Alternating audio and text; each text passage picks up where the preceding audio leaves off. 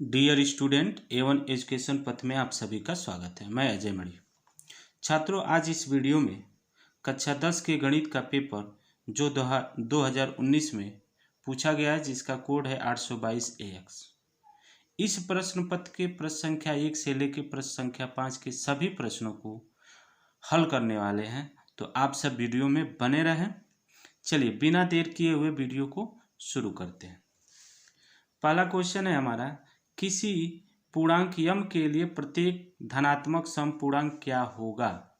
तो हम जानते हैं कि धनात्मक समपूर्णांक यानी समपूर्णांक वह संख्या होती है जो 2 से कट जाए। तो यहाँ पूर्णांक है तो माइनस वाली भी संख्या होगी और प्लस वाले भी होगी, लेकिन यहाँ पर लिखा क्या गया है, धनात्मक। इसलिए हमारा इन 4 ऑप्शन में से तीसरा ऑप्शन सही होगा, 2m। यह हमारा उत्तर हो जाएगा तीसरा 2m। अगला प्रश्न है हमारा, x अक्ष पर एक बिंदु जो बिंदुओं a और b से समदूरस्थ का निर्देशांक होगा। तो यहाँ 4 ये दिए गए ऑप्शन, इसमें से कौन सा सही होगा, तो देखते हैं। देखिए यहाँ पर हमारा एक का ख है कि ये 2 बिंदु है और 2 बिंदु में ये तीसरा बिंदु सी है जो x अक्ष पर है। तो x अक्ष पर है तो इसका निर्देशांक हम x, 0 लेंगे। x कुछ भी हो सकता है, लेकिन y अक्ष पर इसका मान क्या होता है, निर्देशांक 0 हो जाता है। तो यहाँ से ये समदूरस्थ है, अर्थात a से c और b से c समान दूरी पर स्थित है, यानी AC बराबर हम BC कह सकते हैं। तो यहाँ लिखा गया है कि x अक्ष पर एक बिंदु C x, 0 बिंदुओं A और बिंदु इतने से समदूरस्थ है, अर्थात हम क्या कह सकते हैं कि AC बराबर BC। अब AC यानी ये डिस्टेंस वाला सूत्र है, दूरी सूत्र है कि x1 माइनस x2 का square plus y1 minus y2 का स्क्वायर का वर्ग। तो यहाँ पर देखिए, इसको x1 y1 मान ले, इसको x2 y2 मान ले। तो यहाँ पर x माइनस 2 का होल स्क्वायर प्लस 0 प्लस 5। यहाँ प्लस क्यों किए हैं, ये माइनस से माइनस माइनस मिलके प्लस हो जाएगा, प्लस का स्क्वायर वर्ग। BC का क्या होगा, ये x1 ये x2 मान लीजिए, चाहे इसको x1 इसको x2 मान लीजिए। तो यहाँ हमने पहले इसको x2 माना है, तो -5 माइनस x का स्क्वायर प्लस 9 माइनस 0 का स्क्वायर। अब क्या करते हैं, दोनों पक्षों को वर्ग करने पर, जब वर्ग करेंगे तो यह वर्ग से वर्गमूल क्या हो जाएगा, कैंसिल हो जाएगा। जब वर्ग से वर्गमूल कैंसिल हो जाएगा तो बचेगा x माइनस 2 का स्क्वायर प्लस 25, 5 का वर्ग 25। उसके बाद से ये बचेगा -2 माइनस x का स्क्वायर प्लस 9 का वर्ग कितना हो जाएगा, 81। चलिए इसका विस्तार करते हैं तो x square minus 4x plus 4 plus 25 हो जाएगा। यहाँ पर विस्तार करेंगे तो -2 का स्क्वायर 4 हो जाएगा plus 4x plus x square plus 81। देखिए जो सेम है उसको काट देते हैं, x से x स्क्वायर कैंसिल हो जाएगा, 4 से 4 कैंसिल हो जाएगी, इधर बचा 4x। ये 4x इधर लेके आया गया है दूसरे पक्ष में, तो माइनस हो जाएगा। उसके बाद से यहाँ पर 81 और 25 को इधर भेजा गया है तो -25 हो जाएगा। इसको जोड़ेंगे तो -8x हो जाएगा, यहाँ 56 हो जाएगा। x बराबर 56 माइनस 4x। इस प्रकार हमारा क्या हुआ, x बराबर -7। अतः बिंदु C का निर्देशांक क्या हो जाएगा, -7 और 0, जो कि हमारा पहला ऑप्शन सही है। चलिए नेक्स्ट क्वेश्चन।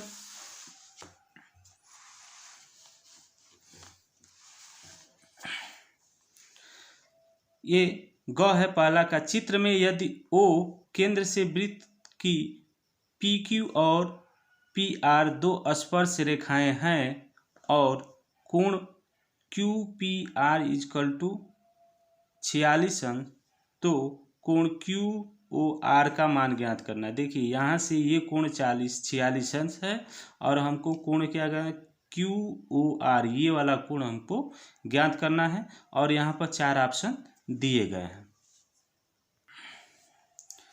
तो हम जानते हैं कि देखिए ये कोण और ये कोण, इन दोनों कोणों का योग 180 अंश हो जाएगा।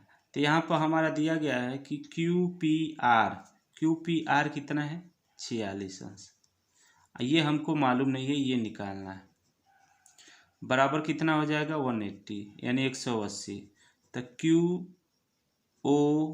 r=180 में से इसको इधर भेजेंगे तो यह क्या आ जाएगा 46 अंश। तो इसको घटाएंगे तो हमारा मान आता है 134 अंश, जो कि हमारा तीसरा ऑप्शन सही है। तीसरा ऑप्शन सही है।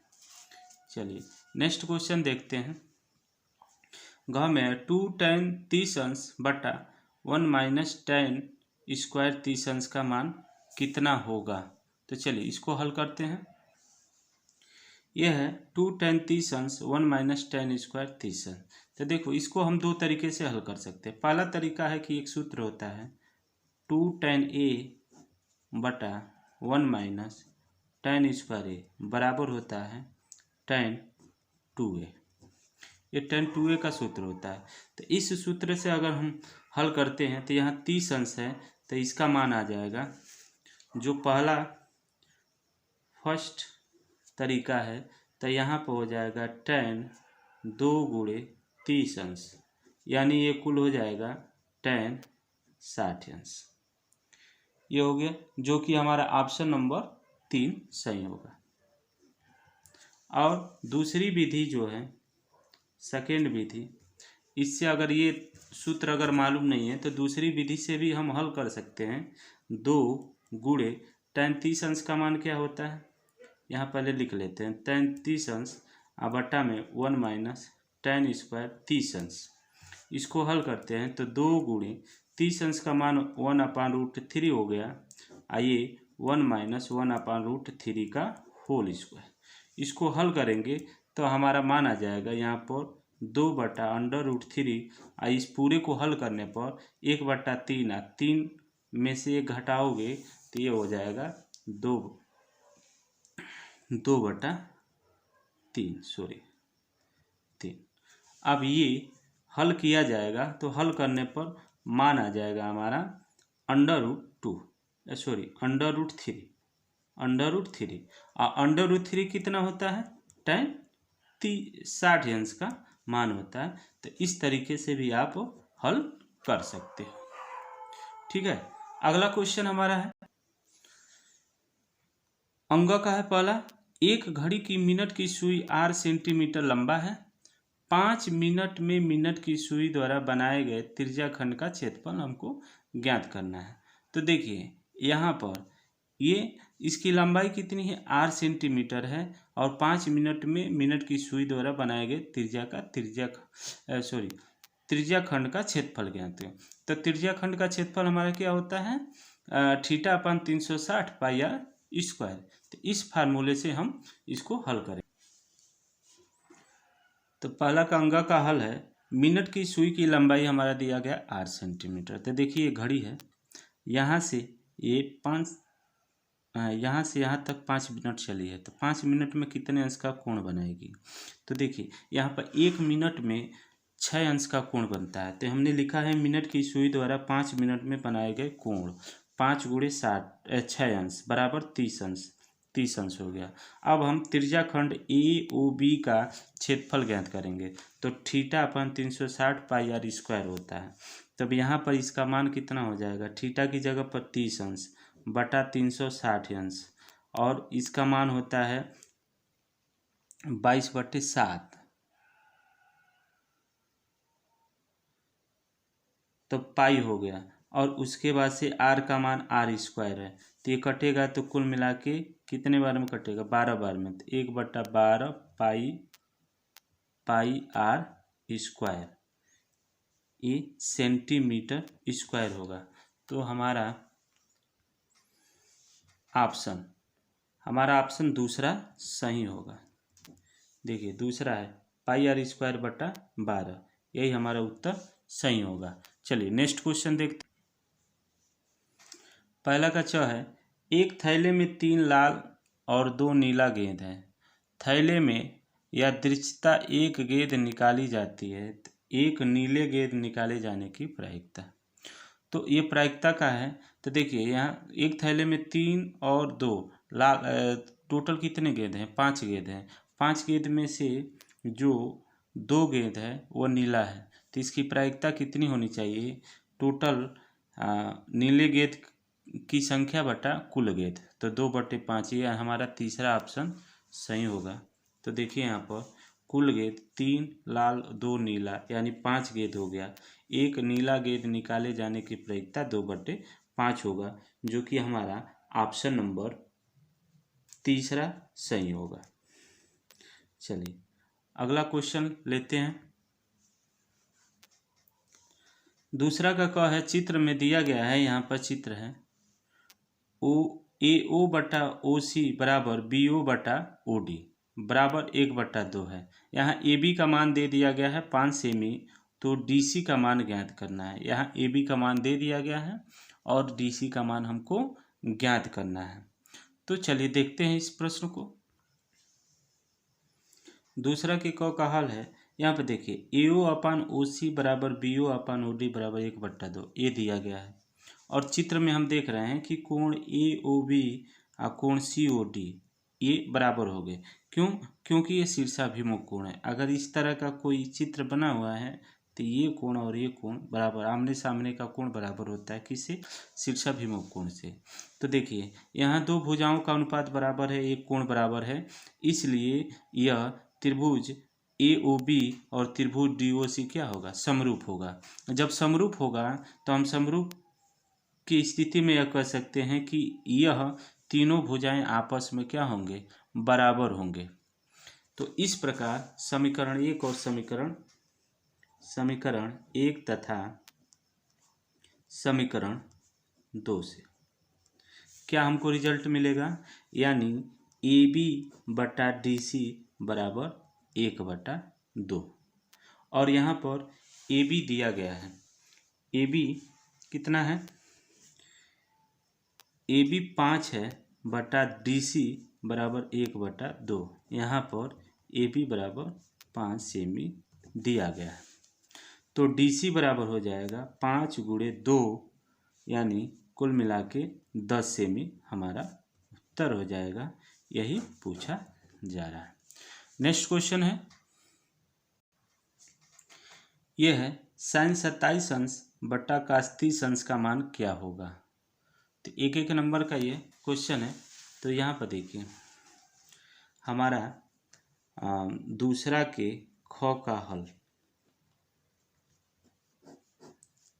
यह sin 27 अंश बटा cos 63 अंश, इसको काट देते हैं।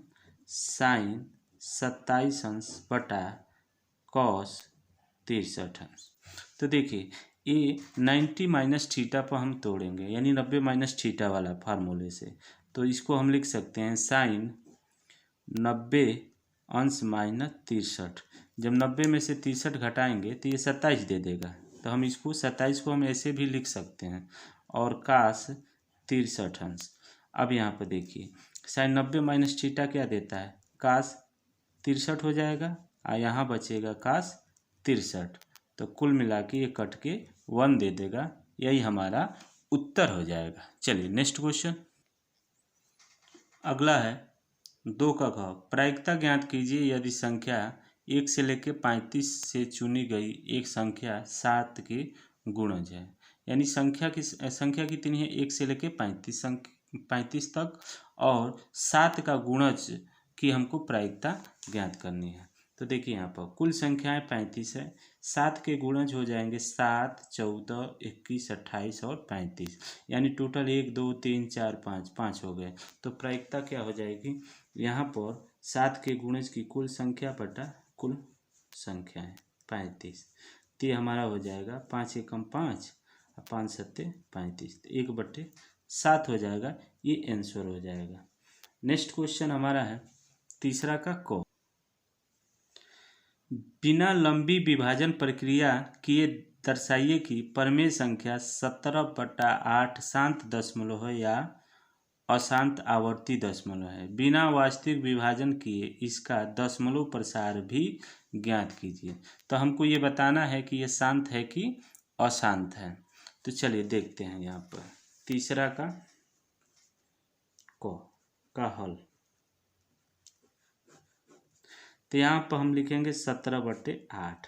अब हर को हम तोड़ते हैं, तो हर को तोड़ेंगे अभाज्य गुणनखंड में, तो 8 को हम लिख सकते हैं 2 गुणे 2 गुणे 2, यही लिख सकते हैं ना।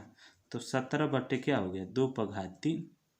अब इसको हम ऐसे भी लिख सकते हैं 17 गुणे 5 पघात 0 और 2 पघात 3 गुणे 5 पघात 0। तो इसमें कोई फर्क नहीं पड़ेगा। अब हम जानते हैं कि अगर हर में 2 पघात यम गुणे 2 पघात यन के रूप में होता है तो वह कैसा होता है, वह शांत होता है। अतः 17/8 का प्रसार शांत दशमलव है, शांत दशमलव है। तो हमने पता लगा लिया क्योंकि इसका हर क्या है 2 पघात 0 2 पघात यम गुणे 5 पघात एन के रूप में है। तो इसलिए इसका क्या होगा, यह शांत का 17/8 का प्रसार शांत दशमलव है।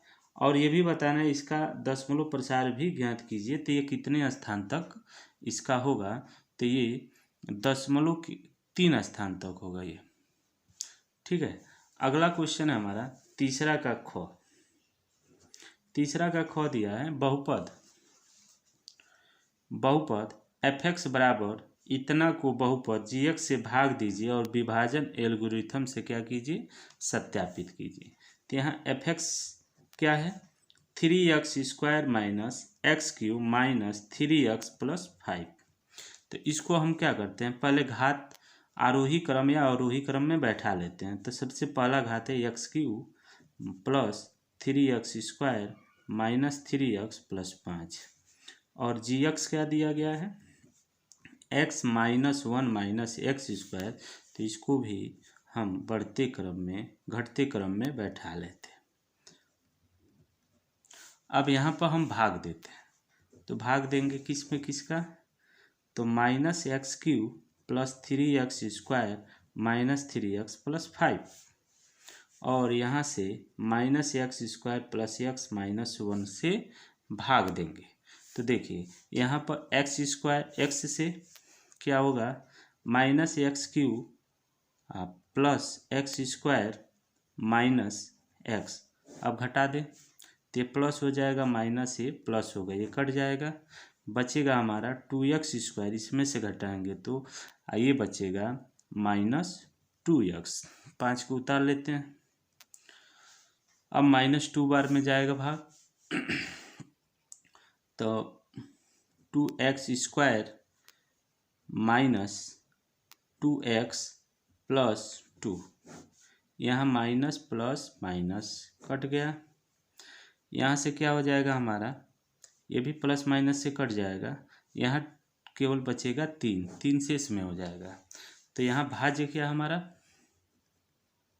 भाज्य हो गया minus x³ plus 3x² minus 3x plus 5 और भाजक minus x² plus x minus 1। उसके बाद भागफल कितना हो गया x माइनस 2, क्या हुआ x माइनस 2 और शेषफल हमारा हो गया 3। तो यहाँ भाज्य बराबर भाजक गुणे भागफल धन शेषफल, यही होता है हमारा विभाजन एल्गोरिथम का सूत्र होता है। तो यहाँ भाजक हम लिख दिए, फिर भागफल लिख दिए धन शेषफल। इसको हम हल करेंगे तो ये आ जाएगा minus x³ plus 3x² minus 3x plus 5, जो कि ये भाज्य के रूप में हमारा सत्यापित हो गया। नेक्स्ट क्वेश्चन है हमारा तीसरा का ग। वह अनुपात ज्ञात कीजिए जिसमें बिंदु इतने और इतने और b को मिलाने वाली रेखाखंड को विभाजित करता है। तो यहाँ पर a और b में ये बिंदु p ऐसा है कि वह किस अनुपात में विभाजित करता है, तो इसको हमको ज्ञात करना है। तो चलिए यहाँ पर एक रेखाखंड है a और b जिसका ये निर्देशांक दिया गया है। p इसके बीच में एक कहीं बिंदु है जिसका भी निर्देशांक दिया गया है 3/4 - 5/12। ये पूछा जा रहा है कि ए और बी को किस अनुपात में विभाजित करता है। तो हमने मान लेते हैं, ये माना गया है, माना पी को ये ए बी को पी M1 और M2 अनुपात में विभाजित करता है। तो विभाजन सूत्र क्या होता है, तो यहाँ पर पी का निर्देशांक विभाजन सूत्र से हम इस तरह लिख सकते हैं कि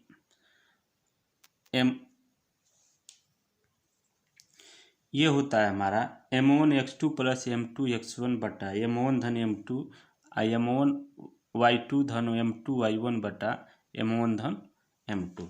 तो यहाँ पर P का निर्देशांक हमारा दिया गया है। P का निर्देशांक क्या है कि 3/4, 5/12। यहाँ M1 हमें मालूम नहीं है, तो M1 गुणे और x2 का मतलब 2 धन M2 गुणे x1 का मतलब 1/2। अब बट्टा में क्या होगा, M1 धन M2। दूसरा है M1 गुणे y2 का मतलब -5 धन M2 गुणे 3/2, ये M1 धन M2। ठीक है, चलिए अब यहाँ पर देखिए, ये दोनों निर्देशांक बराबर है, अर्थात ये 3/4 के बराबर होगा, 5/12 इसके बराबर होगा। तो हम दिस सिंप्लाई लिख सकते हैं 3/4 बराबर 2M1 धन 1/2 M2 बटा M1 धन M2 और 5/12 बराबर लिख सकते हैं -5 M1 धन 3/2 M2 बटा में M1 धन M2, ये हम लिख सकते हैं। तो किसी एक को हल करने पर हमारा M1 M2 का अनुपात मिल जाएगा। तो देखिए इसी को हम हल कर लेते हैं। आप चाहो तो इसको भी हल करके दोनों का सेम वैल्यू आएगा। तो यहाँ पर देखिए इसमें 3 का गुणा किए 3M1 M2 = इसमें 4 का गुणा किए तो 4 दूनी 8 M1 4 गुणे 1/2 M2 का मतलब 2M2 हो गया। अब यहाँ से इसको हल करने के बाद से देखिए M2 को इधर भेज दिए हैं 2M2 को, और 3M1 को इधर लेके आए हैं। तो यहाँ पर 3 में से 2 घटेगा तो 1 M2 बचेगा, 8 में से 3 घटेगा तो 5 M1 बचेगा। अब यहाँ पर M1 बटा M2 लिखेंगे तो यहाँ 5 इधर चला जाएगा, 1/5। तो M1 अनुपात M2 क्या हो जाएगा, हमारा उत्तर 1/5। यही हमारा उत्तर सही होगा। नेक्स्ट क्वेश्चन हमारा है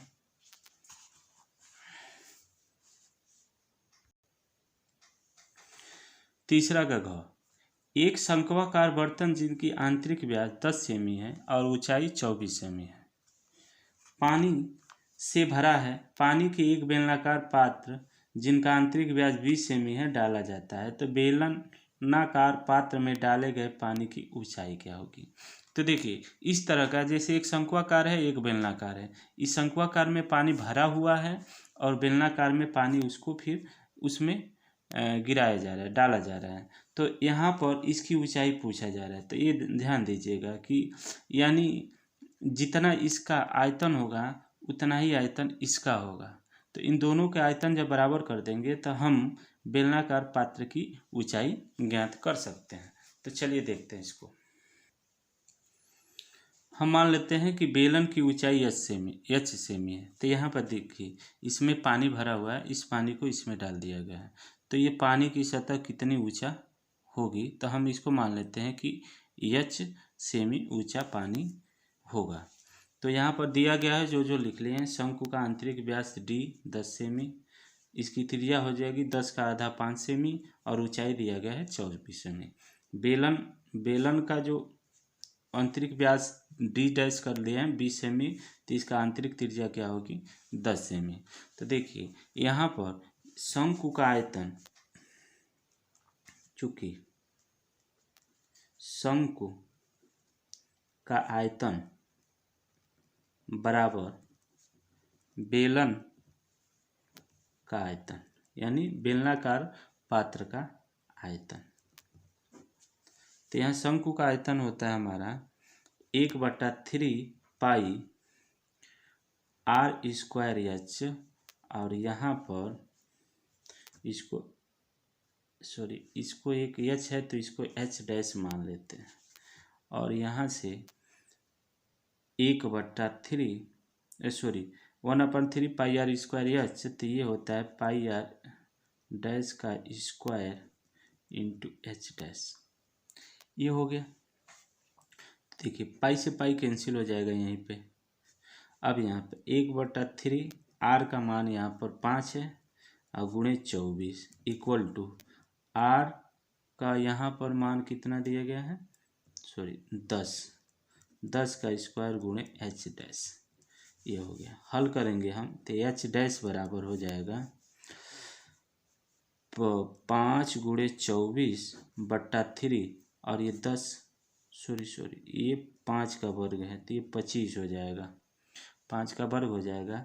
अब यहाँ पर हो जाएगा ये 100, तो यहाँ 25 चौके 100, ये 6 बार में कटेगा, तो कुल मिला के 6/3 हो गया, यानी 2 सेंटीमीटर ये उसका जल बेलन में होगा। यही हमारा उत्तर हो जाएगा। नेक्स्ट क्वेश्चन हमारा क्या है, चलिए देख।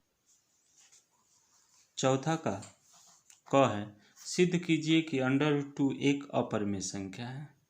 तो इसको सिद्ध करना है।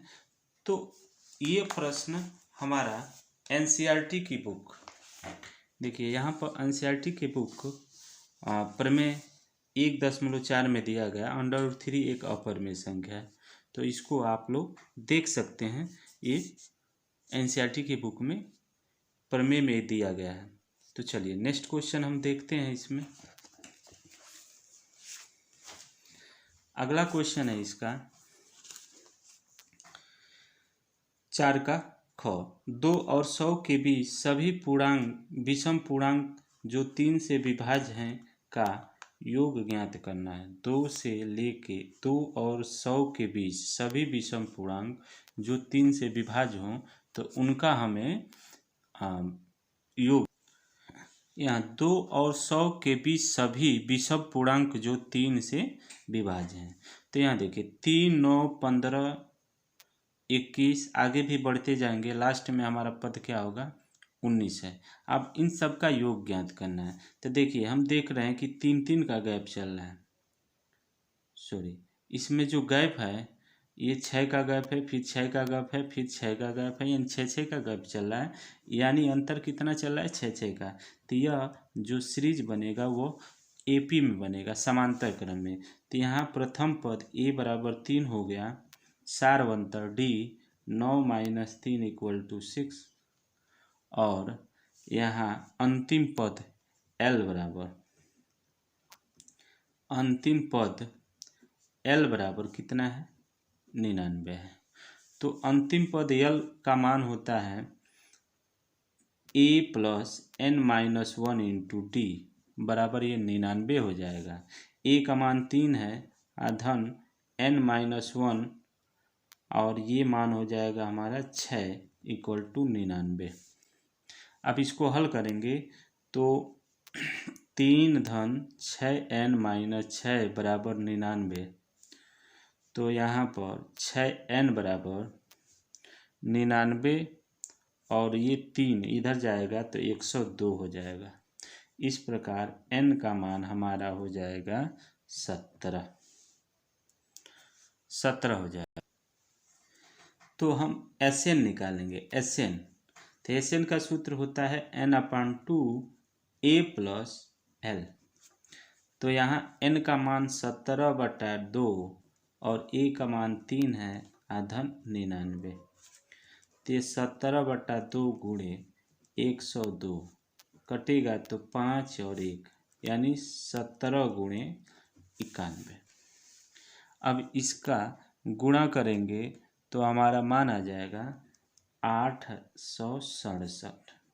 तो यानी ये हमारा उत्तर हो गया। अगला प्रश्न है हमारा चौथा का गौ। सिद्ध कीजिए कि बिंदु ए, बी और सी संरेख है। तो संरेख है, इसके लिए हमको क्या दिखाना है, तो इसका अगर हम क्षेत्रफल निकाल दें, अगर क्षेत्रफल 0 हो जाता है तो हम कह सकते हैं कि यह संरेख है। यहाँ बिंदु ए दिया गया है, बी दिया है और सी दिया है। हम इसका त्रिभुज का क्षेत्रफल ज्ञात करते हैं। तो त्रिभुज का क्षेत्रफल देखिए 1/2 x1 y2 - y3 x2 y3 - y1 x3 y1 - y2 मान उठा के रखते हैं हम लोग। 1/2 6 x1 है और x2 1 y2 1 minus minus plus 7 हो जाएगा, धन ये 0 हो जाएगा, यहाँ -7 -9 हो जाएगा, -7 -9, फिर -6 और यहाँ हो जाएगा 9 -1, ये हो गया। इसको हल करेंगे तो 1/2 7 1 8 6 48 हो जाएगा, ये 0 बना देगा और ये 8 हो गया, 8 में से तो माइनस हो जाएगा 48, तो टोटल बनाया हमारा 0, तो ये 0 हो गया। तो लिख सकते हैं अतः बिंदु ए, बी और सी क्या है, संरेख है। अगर ये क्षेत्रफल 0 नहीं आता तो ये संरेख नहीं होते, तो हमने दिखा दिया कि बिंदु ए, बी और सी क्या है, संरेख है। नेक्स्ट क्वेश्चन हमारा है, देखिए बिंदु सी पर एक समकोण त्रिभुज में यदि tan a बराबर 1 तो सिद्ध करना है 2 sin a cos a बराबर 1, ये हमको दिखाना है। यहाँ समकोण त्रिभुज ए बी सी कर दिए, जहाँ पर बिंदु सी ये समकोण है और दिया गया है tan a बराबर 1। तो हम जानते हैं कि tan ये न्यून कोण के, तो लंब बटा क्या होता है, आधार, लंब बटा आधार, तो ये हो गया लंब बटा आधार, तो यानी 1/1 लिख लेंगे।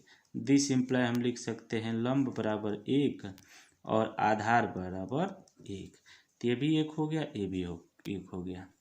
तो अब हम क्या निकालेंगे, यहाँ से ये लंब है, ये आधार है, तो अब निकालेंगे ए बी।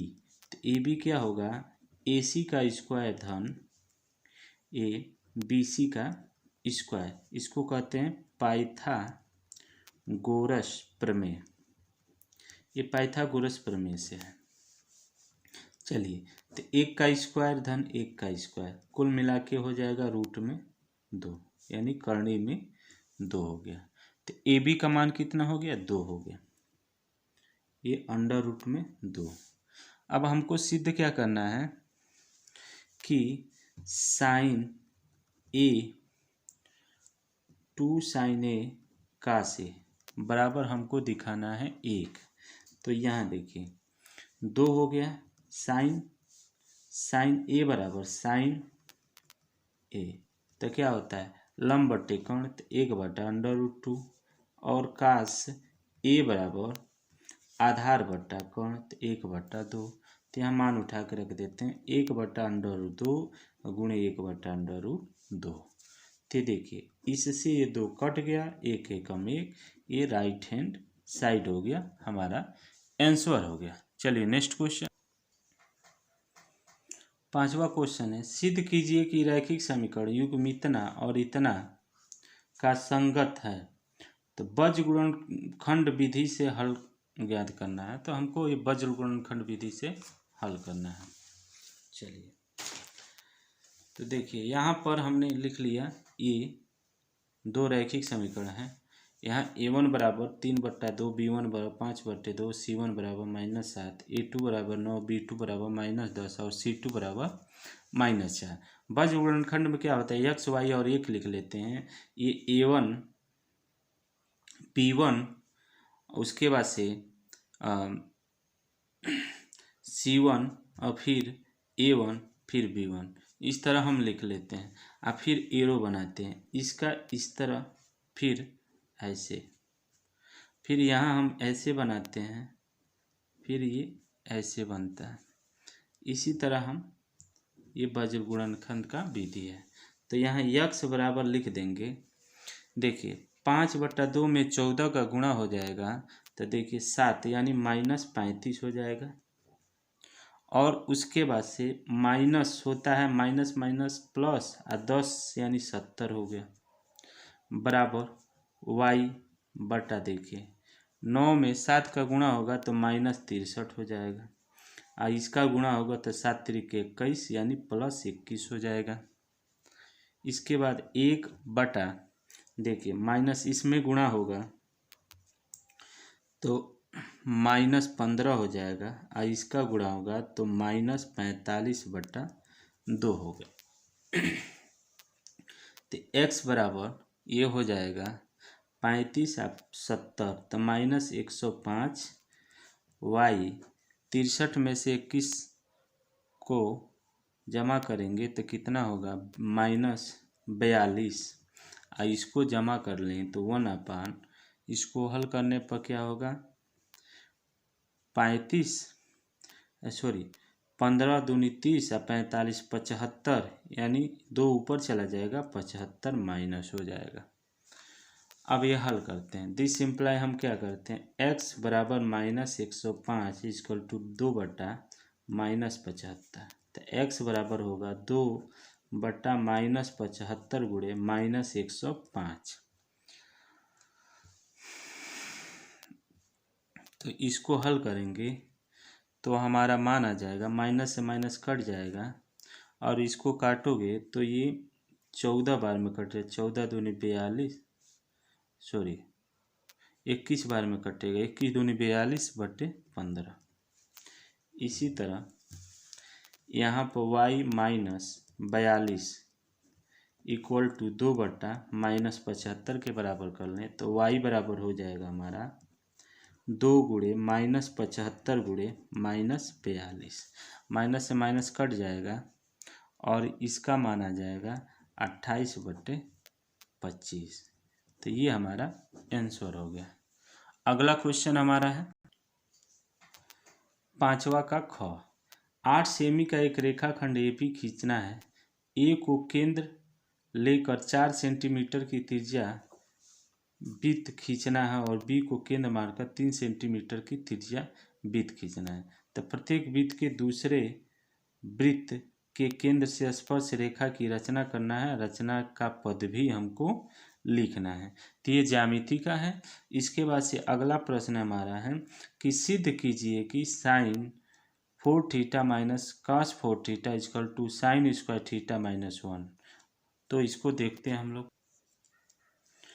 तो 5वां का ग है sin पर पावर 4θ माइनस cos पर पावर 4θ बराबर 2 sin स्क्वायर थीटा -1। तो लेफ्ट हैंड साइड से हम लेके चलते हैं। sin पर पावर 4θ माइनस cos पर पावर 4θ। देखिए इसको हम ऐसे भी लिख सकते हैं sin स्क्वायर का whole square minus cos square theta का होल स्क्वायर।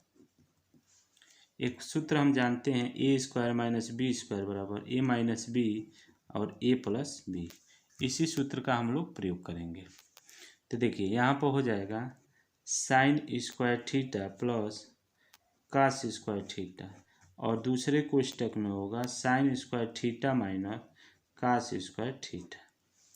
इसका मान 1 हो जाएगा और यहाँ हो जाएगा हमारा sin स्क्वायर थीटा। इसको हम तोड़ सकते हैं 1 माइनस साइन स्क्वायर थीटा। अब इसको हल करें तो sine square theta -1 plus sine square theta 1 का गुणा करेंगे तो यही होगा। तो यानी 2 साइन स्क्वायर थीटा -1 यही हमको राइट हैंड साइड में ज्ञात करना था। अगला दूसरा है इसमें का कास थीटा बटा 1 minus sine theta plus cos theta 1 plus sine theta बराबर क्या दिखाना है हमको 4। तो हम लेफ्ट हैंड साइड से चलते हैं। लेफ्ट हैंड साइड से कास थीटा बटा 1 minus sine theta plus cos theta बटा 1 प्लस साइन थीटा। चलिए एलसीएम लेते हैं। 1 माइनस साइन थीटा और 1 प्लस साइन थीटा। लघुत्तम ले लिया, इसका गुणा इसमें हो जाएगा तो cos theta 1 plus sine theta और plus cos theta 1 minus sine theta. ये हो गया। यहाँ से देखिए कास थीटा कॉमन लेंगे तो यहाँ हो जाएगा 1 प्लस साइन थीटा और प्लस 1 माइनस साइन थीटा, और ये हमारा मान हो जाएगा 1 square minus sine square theta. तो यहाँ हो जाएगा कॉस थीटा, साइन से साइन कैंसिल, गुणे 2 और बटा में हो जाएगा 1 माइनस साइन स्क्वायर थीटा। यहाँ हमको समीकरण हल करना था, सॉरी, यहाँ से ये 4 बराबर में हम लेके चलेंगे और बाकी सेम रहेगा। तो यहाँ बराबर में क्या हो गया 4, ये देखिए ये कट जाएगा, कास से एक कास कट जाएगा, बराबर ये 4 हो गया। तो यहाँ हमारा बच जाएगा 2 कास थीटा बराबर 4। तो यानी कास थीटा बराबर ये हो जाएगा 2/4। ये कट के हमें क्या दे देगा, कास थीटा बराबर 1/2। अब ये कास में कितने अंश का मान होता है, तो कास में ये 60 अंश का मान होता है। इस प्रकार दिस इम्प्लाई थीटा बराबर कितना हो जाएगा 60 अंश, जो कि हमारा दिया भी गया था कि ये 90 अंश से कम आना चाहिए, ये जो 90 अंश से कम भी है। नेक्स्ट क्वेश्चन देखते हैं हम। ये घ है 5वां का, निम्नलिखित बारंबारता बंटन का समांतर सारणी माध्य 2.5 है, सॉरी 25 है और है पी का मान ज्ञात करना है। तो ये अंतराल दे दिया गया है और हमको पी का मान ज्ञात। यहाँ वर्ग अंतराल हमारा दे दिया गया 0 से 10, 10 से 20, 20 से 30, 30 से 40, 40 से 50 और बारंबारता दिया गया है। तो देखिए यहाँ पर हम वर्ग चिन्ह निकालते हैं। वर्ग चिन्ह में क्या करते हैं कि उच्च लिमिट और निम्न लिमिट और उच्च लिमिट को जोड़ के आधा करते हैं। तो 0 और 10 को जोड़ोगे आधा करोगे तो ये क्या हो जाएगा 5, इसको जोड़ के आधा करोगे तो 15 हो जाएगा, ये 25 हो जाएगा। और इसी तरह 10-10 का अंतर है तो 10-10 जोड़ते जाओ, ये 35 हो जाएगा, ये 45 हो जाएगा। अगला क्या है कि इसका इसमें हमको गुणा करना है, तो ये 25 हो जाएगा, 15 गुणे 18 तो 270 हो जाएगा, 25 गुणे 15 375 हो जाएगा, 35 गुणे पी तो 35 पी हो गया, और 45 गुणे 6 तो यानी 270 हो गया। अब यहाँ देखते हैं sigma F I, sigma F I कितना हो जाएगा 5 धन 18 धन 15 धन पी धन 6। तो ये टोटल हमारा यहाँ हो जाएगा 44 धन पी, और उसके बाद से sigma x I F I होगा जोड़ के ये पूरा 940 धन 35 पी, और यहाँ समांतर माध्य दे दिया गया, समांतर माध्य यानी एक्स बार दिया गया है 25। तो हम जानते हैं कि समांतर माध्य बराबर sigma x I F I बटा सिग्मा एफ आई। तो ये 25 है, ये हो जाएगा 940 धन 35 पी, अब बट्टा में क्या हो गया 44 धन पी। इसको तिर्यक गुणा करेंगे तो 25 और 44 धन पी बराबर 940 धन 35 पी। अब हल करोगे तो ये आपका आ जाएगा 1100 धन 25 पी इक्वल टू 940 धन 35 पी। इसको इधर लेके जाओ, इसको इधर लेके आओ, तो ये हो जाएगा 1100 में 940 घटाओगे तो 160, और यहाँ हो जाएगा 10 पी। तो पी बराबर हो जाएगा 160 बट्टा 10, यानी पी का मान हो जाएगा 16। यही हमारा क्या हो जाएगा उत्तर हो जाएगा। तो इस प्रकार इस इस प्रश्न पत्र के सभी 1 से 5 प्रश्न 1 से लेकर 5 तक के सभी प्रश्नों का हल कर लिया गया है।